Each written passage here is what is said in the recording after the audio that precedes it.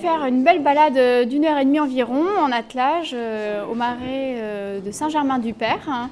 Et donc on a découvert le marais en hiver. Donc là, il est actuellement inondé.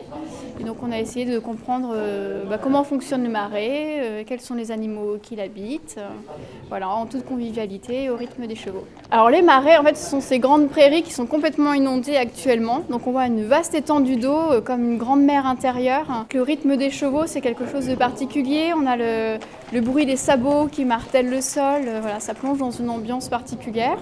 Et puis c'est aussi une hauteur de vue du paysage différente de ce qu'on peut avoir à pied ou en voiture.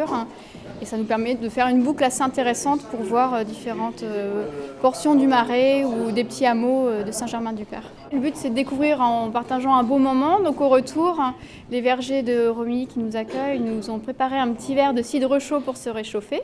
Et puis on partage un goûter, donc aujourd'hui c'est des crêpes.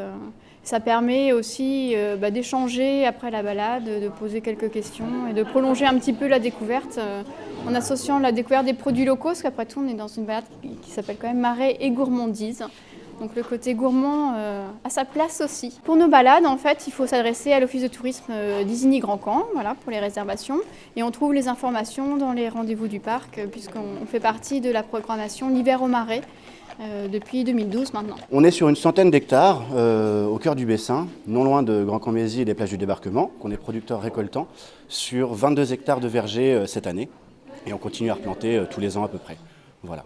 Avec ces 22 hectares, on fait du cidre, du pommeau, du calvados, des confits de cidre, des choses comme ça. Les événements de l'Office du tourisme nous amènent beaucoup de clients, nous aident à faire reconnaître notre profession, nos produits, notre savoir-faire et surtout les valeurs qui sont attachées à notre terroir, et c'est très important. Il faut faire découvrir aux clients, en fait, au consommateur final, l'origine du produit pour qu'ils comprennent réellement ce qu'est le produit. À bientôt sur tvie.tv.